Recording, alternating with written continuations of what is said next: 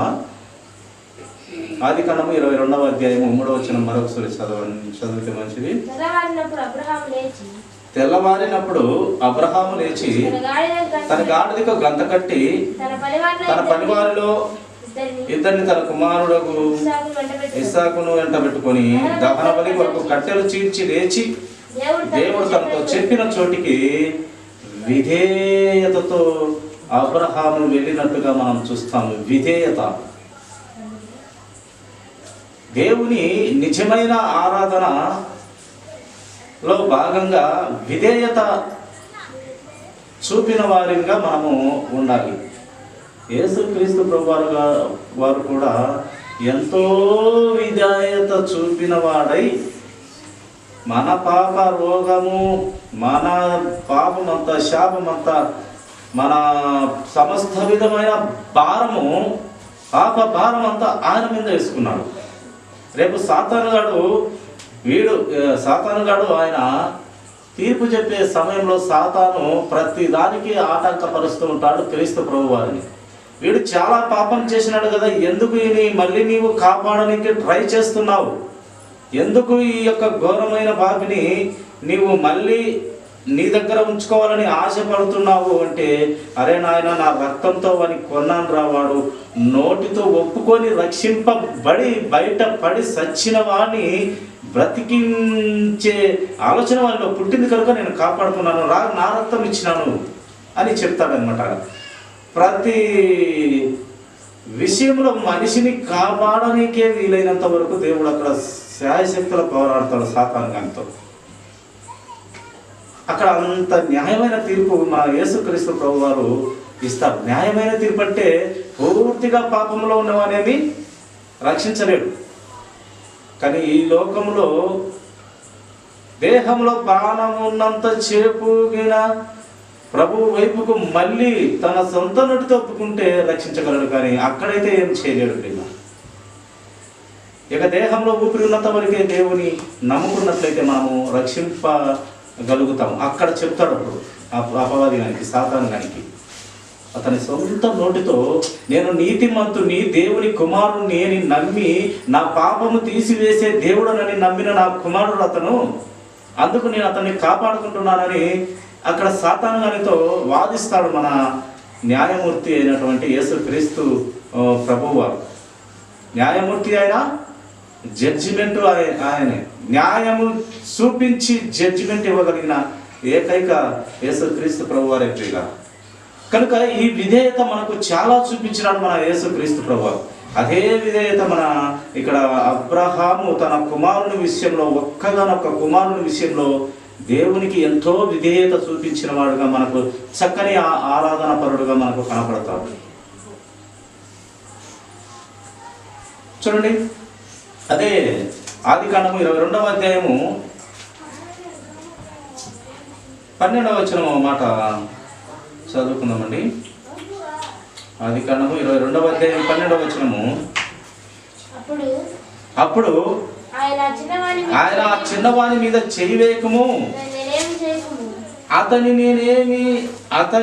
నేమీ చేయకము, నీకు ఒక్కడై ఉన్న నీ కుమారుని నాకియవెను తీయలేదు కనుక నీవు దేవునికి భయపడేవాడు అని ఇందు మూలంగా నాకు తెలుస్తూ ఉందని అని ఇక్కడ చెప్తున్నాడు. దేవునితో, అబ్రహాముతో దేవుడు తెలియపరుస్తూ ఉన్నాడు. ఎందు మూలముగా అతడు నీతి మంతుడు అని ఎంచబడుతున్నాడు. ఒక్కనైనా కుమారుని ఎవరైనా ఇస్తారా? అసలు శారమ్మ కూడా చెప్పకుండా ఆ యొక్క చీకట్లో లేచి ఆయన వెళ్ళినట్టుగా మనం చూస్తాం. ఆడవారికి తెలిసి అసలు పిల్లలు బలివునికి ఏ దేవుడు నీకు చెప్పినోడు, పిల్లలను బలియమని చెప్పింది ఏ దేవుడు నీకు అని అబ్రహామును ఆపిండొచ్చు. ఆయన ఆ యొక్క శారమ్మ కూడా చెప్పలేదనుకుంటా, ఒక పని నిమిత్తము వెళ్ళినాడు అన్నట్టుగా వెళ్ళిపోయినాడు అంతే. కానీ అబ్రహాము అంతా దేవుని నమ్ముటలో ఎక్కువ విశ్వాసం కలిగి ఉన్నాడు కనుక, ఆయన విశ్వాసం గొప్పది కనుక అక్కడ ఏదో ఒక గొప్ప కార్యం దేవుడు చేయబడతాడు అని గుర్తించిన వాడు కనుక వెనుదేరక తన కుమారుని ఇవ్వనికి భయముతో కూడినటువంటి భక్తి అక్కడ కనపరిచినాడు ప్రియులారా. నీకొక్కడైన నీ కుమారుని నాకీయ వెనుక తీయలేదు కనుక నీవు దేవునికి భయపడువాడవని మాట ఇచ్చినాడు. నిన్ను ఆశీర్వదిస్తాను, నీ సంతానమును నువ్వు లెక్క పెట్టుకో చూస్తామని మాట ఇచ్చి వాగ్దానం ఇచ్చిన దేవుని మాట భయము కలిగి విన్నాడంతే. వెను తీయలేదు కనుక, ఆయన కుమారుని వెను తీయలేదు కాబట్టి ఈ విషయంలో నువ్వు భయము భక్తి చూపించినావు అని దేవుడు అతన్ని నీతిమంతుడని తెలియపరుస్తూ ఉన్నాడు ప్రియులారా. నీవు దేవునికి భయపడువాడవని ఇందువలన నాకు కనపడుచున్నది అని చెప్పినాడు. ఆ గొప్ప కార్యం వలన నీతిమంతుడైనాడు. భయభక్తులు కలిగే శక్తులు దేవుని మాట విన్నవాడైనాడు. చక్కని దేవునిని ఆరాధించగలిగిన గొప్ప విశ్వాసులకు తండ్రి అయిపోయినాడు ప్రియులారా.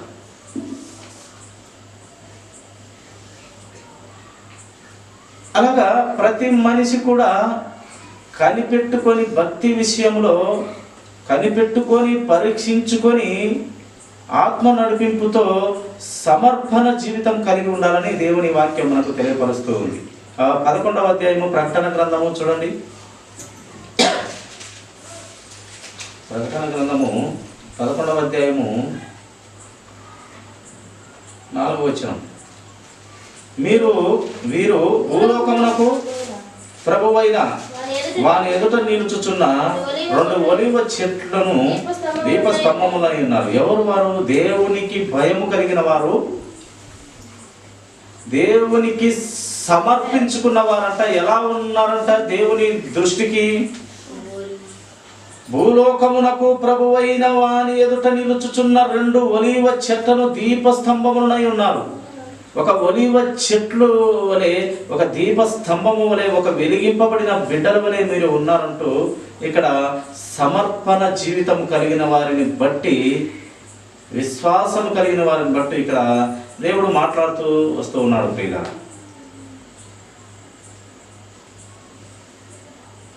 యాకోబు పత్రిక 1వ అధ్యాయము 27వ వచనము చదువుకుందామండి. యాకోబు పత్రిక 1వ అధ్యాయము 27వ వచనం చివరి వచనం. తండ్రి అయిన దేవుని ఎదుట అపవిత్రమును నిష్కలంకమునైన భక్తి ఏదనగా దిక్కులేని పిల్లలను, విధవరాలను వారి ఇబ్బందిలో పరామర్శించుటయే ఇహలోక మాలిన్యం అంటకుండా తను తాను కాపాడుకున్నటయే అంట. ఏంటి భక్తి అంటే? ఈ భక్తి అంట తనను తను కల్మషము అంటుకోకుండా బతకడము. దేవుని భక్తి విషయం ఏంటంట? తనకు తాను కల్మషాన్ని అంటించుకోకుండా బ్రతకడము. అలాగే దిక్కులేని పిల్లల పట్ల, విధవరాల పట్ల పరామర్శించే గుణం ఉండవని దేవుడు తెలియపరుస్తున్నాడు వాక్యం ప్రియులారా. దిక్కులేని పిల్లల పట్ల, విధవరాల పట్ల అన్యాయంగా ఎవరు తీర్పు తీర్చినా అంతే వారి పని. వారి పట్ల కరుణ కలిగి, దయ కలిగి ఉండమని చెప్తున్నాడు. పేదలకు సహాయం చేస్తే నాకు చేసినట్టే అన్నాడు దేవుడు. బట్టలు లేనివానికి ఇస్తే నాకు ఇచ్చినట్లు అన్నాడు. ఆకలితో ఉన్నవారికి అన్నం పెడితే నాకు పెట్టినట్టు అన్నాడు. ఒకరికి శిష్యులతో ఇదే చెప్తాడు దేవుడు. అప్పుడు నాకు బట్టలు ఇచ్చి మీరు మేమిచ్చి ఇప్పుడు ఇచ్చినాం ప్రభు అంటే, అప్పుడు ఒక పేదవానికి బట్టలు ఇచ్చారు కదా, అది నాకయ్యే మీరు ఇచ్చింది, వానికి కాదు, నాకు ఇచ్చిన వారితో మీరు సమానం. ఒక భార్య అన్నం పెట్టారు కదా, అది నాకు మీరు పెట్టింది అంటే పేదల పట్ల ఎంత కృప కలిగిన దేవుడు చూడండి. విధవరాల పట్ల, పేదల పట్ల, దిక్కులేని పిల్లల పట్ల దేవుని కృప అధికముగా ఉంటుంది. వారికి సహాయం చేస్తే దేవుడికి చేసినట్టే అని దేవుడే చెప్తున్నటువంటి గొప్ప అమూల్యమైనటువంటి మాట. ఇలాంటివి కదా నాకు చక్కని ఆరాధన, ఇలాంటివి కదా నాకు ఏమంటాము ఉపవాసాలు, ముఖము మార్చుకొని కనపడుట కాదు, ఇలాంటివి నాకు చేయాల్సిన ఉపవాసాలు, మంచి పనులు, మంచి క్రియలవి. అవేంట దేవునికి ఉపవాసాలు. మనము మన పనులు కాని కోసము, మన పిల్లలకు అది రావాలని, ఇది రావాలని, వాళ్ళు చదవాలని, ఉద్యోగాలని, దీనికోసం ఉపవాసాలు ఉంటుంటారు. అది కాదంట. అది దిక్కుమాలిన ఉపవాసాలు, ఈ లోక సంబంధమైన, ఈ లోక అభివృద్ధి కోసం ఉపవాసాలు. నిజమైన ఉపవాసం ఒకరికి చేయి చాచి దిక్కు లేని పిల్లలకు, విధవరాళ్లకు చేయి చాచడము, బట్టలు లేని వారికి బట్టలు ఇవ్వడము, అన్నం లేని వారికి అన్నం పెట్టడం, అదంట అసలైన ఉపవాసం అని గ్రంథం మనకు వివరిస్తుంది. మనము పలికే మాట కాదు ప్రియులు, దేవుని వాక్కులు తెలియపరుస్తూ ఉన్నాయి ప్రియుల. అది నిజమైన ఆరాధన.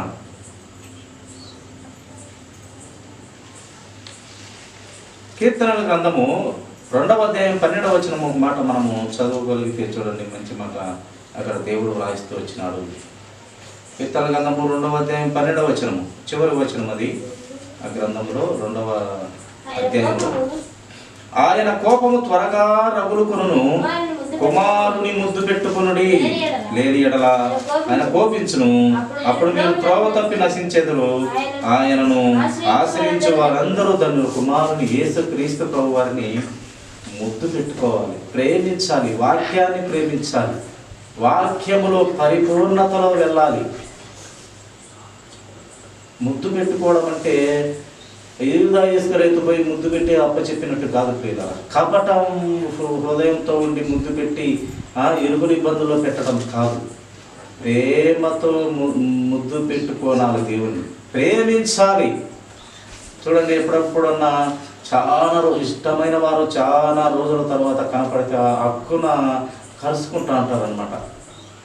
అంటే మగవాళ్ళు ఆడవాళ్ళు కాదు, ఆడవాళ్ళని మగవాళ్ళని కాదు, ఆడవాళ్ళు లేదా మగవాళ్ళు ఇష్టమైన వారు కనపడినప్పుడు హక్కున చేసుకొని ఎన్ని రోజులయ్యా చూడక బాగున్నారా అది ఇది చాలా చక్కగా ప్రేమ కలిగి ప్రేమించి మాట్లాడతారు.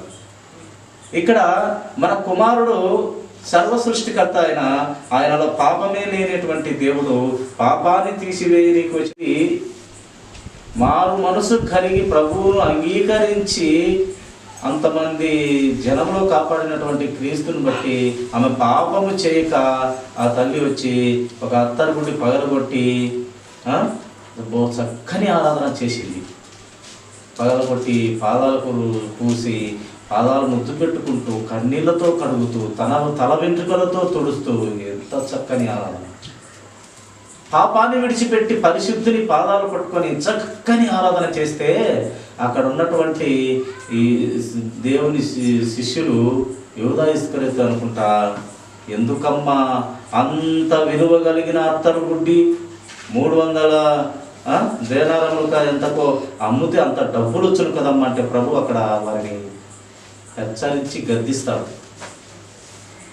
ఒరే నాయన, నేను చాలా కాలం ఉండేవాడిని కాదురా. ఆమె ఆ సమర్పణ జీవితము అలా ఉండని అలా నాయన, అది డబ్బులు వస్తుందని చెప్తున్నారు. ఈమె భక్తి విశ్వాసము, ఈ చక్కని ఆరాధన ఇంకా నా పిల్లలు తరతరాలు చెప్పుకోవాలని హెచ్చరించి గద్దిస్తాడు శిష్యులను. చూడండి, అది చదువుకున్నాను చూడ మాట బాగుంటుంది. మాట 46, నీవు నూనెతో నా తల అంటలేదు కానీ ఈమె నా పాదంలో అత్తరు పూసెను, ఈమె విస్తారముగా ప్రేమించింది కనుక కన్నీళ్లతో కాళ్ళు కడిగింది. యేసుక్రీస్తు పాదాలు ముద్దుకుంటూ ఆమె ఎంత విస్తారమైన ప్రేమ చూపించిందంటే కనుక ఆమె యొక్క విస్తార పాపములు క్షమించబడినని మీతో చెప్తున్నాను. ఎవరికి కొంచెముగా క్షమింపబడిన వానికి కొంచెంగా ప్రేమించనని చెప్పి ఆ యొక్క మాటలు ఇక్కడ మనము చూస్తాము. ప్రియుల, దేవుని గౌరవించి ఆయనను ప్రేమించి మనము బ్రతకాలని గ్రంథం మనకు తెలియపరుస్తుంది. ఎందుకంటే ఆయనలో కపటమే లేదు. ఏమి ఈ సంబంధం మనకు దేవునికి నరులకు ఏమి ఇంత గొప్ప సంబంధము ఏమయ్యా అంటే చూస్తాము. చూడండి, పేతురు మొదటి పత్రిక 1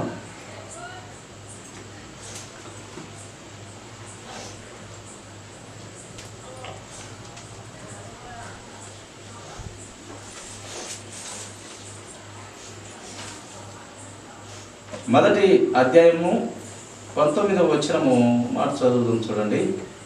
ఏమి మన ప్రభువుకు ఆ మనుషులకు ఇంత ప్రేమ ఏమి అంటే ఎందుకు ఉండాలని మనము ఈ మాట ద్వారా మనకు అర్థమవుతుంది. చదవండి.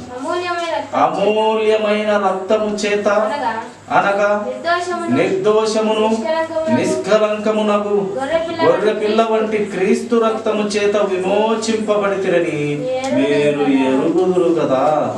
ఆయన రక్తంతోనే కదా మీ పాపాలు క్షమించబడినవి అని మీకు తెలుసు కదా. అది రక్త సంబంధము, దేవునికి మనకు రక్త సంబంధం ప్రియులా.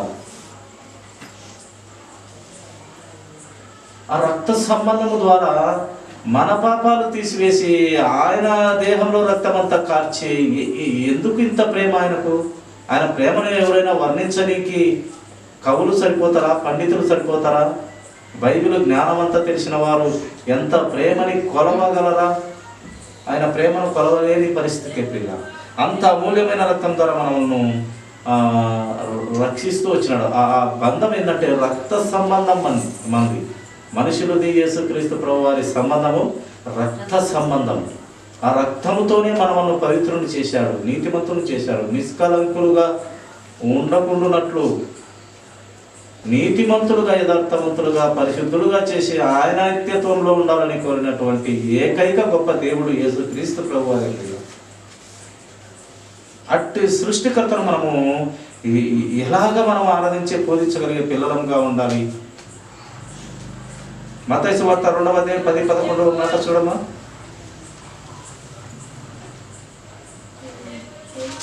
మత్తయి సువార్త 2వ అధ్యాయము 10-11. వారు నక్షత్రమును చూసి అత్యానంద భరితుల ఇంటిలోనికి వచ్చి తల్లి అయిన మరియను ఆశీస్సులను చూచి సాగిలపడి ఆయనను పూజించి తమ పెట్టెలు విప్పి బంగారము, సామాను, గోళమును కానుకలుగా ఆయనకు సమర్పించిరి. సాగిలపడి పూజించినారు సృష్టికర్తను. చక్కని ఆరాధన. ఆ యొక్క ముగ్గురు వచ్చినటువంటి వేరే దేశస్థులు ఈ దేవుణ్ణి పూజించినారు. ఆ యొక్క ఏమంటారు వాళ్ళని, నక్షత్రమును చూచి వచ్చినారు వాళ్ళు.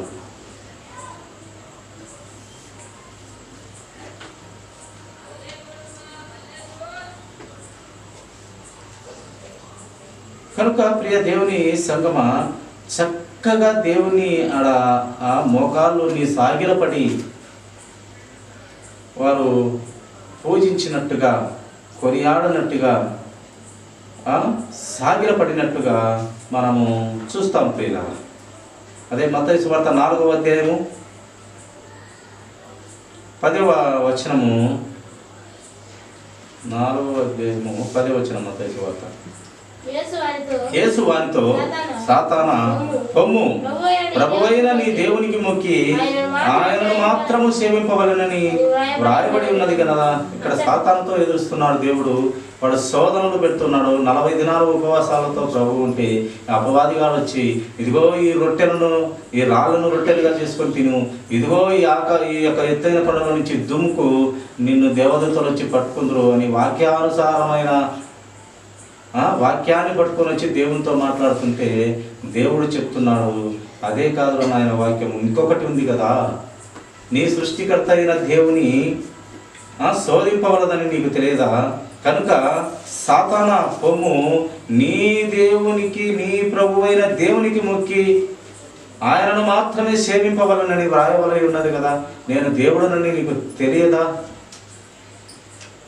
నీ దేవునికి మొక్కి ఓ సాతానా అంటూ ఇక్కడ దేవుడు ఏమని చెప్తున్నాడు? మ్రొక్కమంటున్నాడు. సృష్టికర్తను ముద్దు పెట్టుకొని మ్రొక్కి సాగిల పడి పూజించాలి, ఆరాధించాలి. ఎందు నిమిత్తము?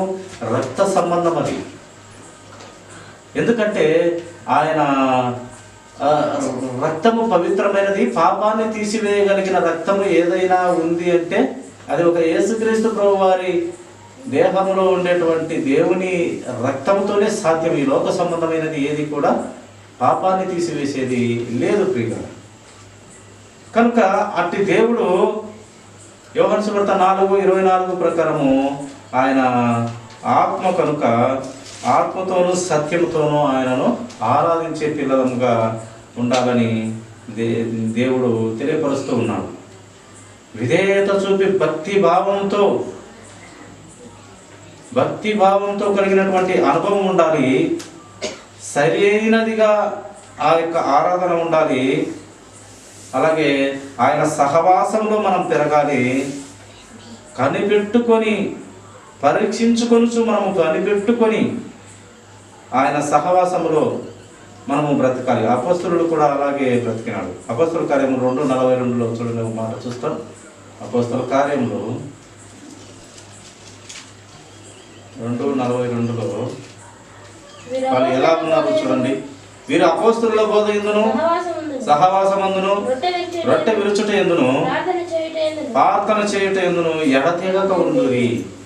అపోస్తలుల బోధలో, సహవాసములో, రొట్టె విరుచుటలో, ప్రార్థనలో ఎడతెగక ఉన్నారంట. చక్కని ఆరాధన పరులుగా ఉన్నట్టుగా ఇక్కడ మనకు లేఖనము తెలియపరుస్తుంది. అట్టి ఆరాధనలోని ఆంతర్యము ఇంకా ఏమిటని మనము చూడగలిగితే ఒక వాక్యం చూసుకొని ముగించుకున్నామండి. మొదటి ఆంతర్యము ఆరాధనలో మనం ఎలా ఉంటే బాగుంటుందో చూడండి. హెబ్రీయులకు రాసినటువంటి పత్రిక అపోస్తలుడైన పౌలు గారు హెబ్రీ పట్టణానికి పత్రిక రాస్తూ చూడండి, 13వ అధ్యాయము ఎలాంటి ఆరాధన కలిగి ఉండాలి అని లేఖన భాగం చూస్తాము. 13వ వచనం, 13వ అధ్యాయము 15వ వచనం. కాబట్టి ఆయన ద్వారా మనము దేవునికి ఎల్లప్పుడూ స్తుతియాగం చేయుదము, అనగా ఆయన నామమును ఒప్పుకొనుచు జిహ్వ ఫలము అర్పించుదము. ఎల్లప్పుడూ స్తుతియాగము చేస్తూ సృష్టికర్త అయిన దేవుని నీతిమంతుని రక్తము ద్వారా కడగబడిన పిల్లలు ఎల్లప్పుడూ స్తుతియాగం చేస్తూ మన సొంత నోటితో జిహ్వ ఫలము, ఈ నాలుకతో దేవునిని ఒక ఫలము, దేవునిని స్తుతిస్తే జిహ్వ ఫలము, ఈ నాలుక ఒక ఫలముగా దేవుని ఆరాధిస్తూ ఆ ఆరాధనలు దేవుడు అనుకోవాలి. అది గొప్ప ఫలము. ఈ యొక్క నాలుకతో దేవుని ఫలము మనము ఇవ్వాలి. దేవుని స్తుతించాలి, మహిమపరచాలి, ఘనపరచాలి, ఆరాధించాలి, పూజించాలి, కొనియాడాలి. అలాగే దేవునితో విరిగి నలిగిన మనసు కలిగి ఉండాలి. దేవుని ప్రజలతో వీలైనంత వరకు సమాధానం కలిగి, వీలైనంత వరకు దేవుని బిడ్డలతో సమాధానం కలిగి ఉండాలి. పరిశుద్ధ అలంకారాలతో మనము ఆరాధించాలి. ఏంటి పరిశుద్ధ అలంకారాలు? సత్యము, నీతి, యథార్థత, పరిశుద్ధత. సత్యము, నీతి, యథార్థత, పరిశుద్ధత, ఇవి పరిశుద్ధ అలంకారాలు. ఇవి ఈ లోక సంబంధమైన వెండి బంగారాలు తగిలించుకునే అలంకారాలు కాదవి. అవి పరిశుద్ధ అలంకారాలు. ఇవి లోక సంబంధమైన వెండి బంగారాలు తగిలించుకొని మురిసిపోయి ముచ్చట్లు చెప్పుకొని ఇదెంత అదెంత, మొన్ననే కొన్నానమ్మా, లక్షల్లో చెప్పుకుంటూ ఉంటారు. ఇది లోక సంబంధమైన అలంకారము. చాలా మాట్లాడుతూ ఉంటే అది చెప్పుకోనికి గొప్పగా ఉంటుంది, కానీ ఏదో ప్రభువుకు దగ్గరగా లేనంత దూరంలో మనం ఉన్నాము అనిపిస్తూ ఉంటుంది. ఈ లోక సంబంధమైన వెండి బంగారం మీద మక్కువ ఉన్న వాళ్ళు మాట్లాడుకుంటుంటే ప్రభువులో మక్కువ లేదు, కానీ ఈ లోకంలో మక్కువ, వెండి బంగారాల మీద ప్రేమ ఎక్కువగా కనపడినట్టు మనకు కనపడి ఉంటుంది. కానీ దేవుడు పరిశుద్ధ అలంకారాలు కలిగి ఉన్నాడు. నీతి, న్యాయం, యథార్థత, పరిశుద్ధత ఇది కలిగి ఉన్నారు. ఇవి ఆనాటి స్త్రీలు రిక్కామ్మ కానీ, శారమ్మ కానీ, రూతు కానీ, ఒక ఎస్తేర్ కానీ ఇలాంటి అలంకారాలే ధరించుకొని బ్రతికినటువంటి గొప్ప స్త్రీలు వాళ్ళు గొప్ప స్త్రీలు. కానీ ఇప్పుడు స్త్రీలు చాలా అరుదుగా ఉన్నారు, తక్కువగా ఉన్నారు. ఇప్పుడు ఈ పరిశుద్ధ అలంకారాలు తగిలించుకునే వాళ్ళు తక్కువ ఉన్నారు. నిజమైన అలంకారాలు ఈ యొక్క లోక సంబంధమైన వెండి బంగారు తగిలించుకొని ఇది చాలా రేటమ్మా, తిని తినక కొని పెట్టుకున్నానమ్మా, రేపు ఇది నేను చచ్చిపోయినాక నా మళ్ళీనే వేసి పంపించారమ్మా అంటారు. మొలతాడు కూడా ఉండకుండా, వెండిదైతే మొలతాడు కూడా ఉండేది. ఆ సర్ప మొలతాడు వెండిది కానీ వెండిది కాకపోయినా అది కూడా తెంపేస్తూ ఉన్నారు. ఎందుకంటే మనము ఎలా వచ్చినామో అలా పోవాలనేది ఒక లోక నానుడి, దేవుని మాట కూడా. దిగంబరులుగా వచ్చాము, దిగంబరులుగా వెళ్ళాలని దేవుని మాట ప్రకారం కూడా ఏది లేకుండా వస్తాము, ఏది లేకుండా పోవాలి. కానీ లోకంలో మన ఆత్మతో చేసినటువంటి చేతులతో, కాళ్ళతో, కంటితో ఈ క్రియలు మాత్రం మోసుకొని దేవుని దగ్గర చక్కగా ఆ మూట మటుకు ఎత్తుకొని నిలబడతాం. మన చేతులతో, కాళ్ళతో, చూపులతో చేసినటువంటి క్రియలు ఆ యొక్క మోసుకొని ఆ యొక్క భారం ఎత్తుకొని నిలబడతాము. ఆడవాటి క్రియలను బట్టి మనం ఫలితము పొందుకుంటాం పిల్లలు. కనుక అలాగే పరిశుద్ధ అలంకారాలతో పాటు హృదయ శుద్ధితో దేవునికి అంగీకారమైన జీవితం కలిగి ఉండి దేవుణ్ణి ఆత్మతో, సత్యంతో ఆరాధించే బిడ్డలంగా ఉండాలని దేవుడు కోరుతూ ఉన్నాడు పిల్లలు. అది చక్కనైన ఆరాధన. ఆ యొక్క స్త్రీ దేవుని పాదాలకు అత్తరు పగలగొట్టి చక్కగా ఆరాధన చేసింది. అబ్రహాము తన సొంత కుమారుణ్ణి ఇవ్వుటకు వెనుక తీయక భయము కలిగి దేవుని మాటకు లోబడి ఆయన కూడా చక్కని భయభక్తులతో కూడినటువంటి ప్రేమ అక్కడ విశ్వాసాన్ని కనపరిచినాడు. అలాగే యాకోబు, ఇలా చెప్పుకుంటూ పోతే గ్రంథంలో ఒక గొప్ప సాక్షి సమూహము, ఆకాశ నక్షత్రములలో మాదిరి మనకు గొప్ప సాక్షి సమూహము ఇప్పుడు విశ్వాసమైన మనకు చాలామంది భక్తులు, మహాప్రవక్తలు, మహాభక్తులు మనకు కనపడతారు. వారి ద్వారా మనము కూడా కట్టబడుతూ, దిద్దబడుతూ ముందుకు వెళ్ళాలని దేవుడు కోరుతున్నాను. కానీ అట్టి స్థితిలో మనం ఎదుగుదాము. మన ప్రార్థన ద్వారా దేవునికి మొరపెట్టుకొని అట్టి న్యాయమైన ప్రార్థన చేసుకుంటూ దేవుని చిత్తంలో అయినటువంటి ప్రార్థనల ప్రకారం మనము దేవుని ఫలాలు, దేవుని ఆశీర్వాదాలు, దీవెనలు పొందుకుందామండి. దేవుడి కొద్ది మాటలు దీవించును గాక. తల వచ్చినట్టు తెచ్చిన ప్రార్థన. మహాగణుడు, పరిశుద్ధుడు, ప్రేమ కలిగిన తండ్రి,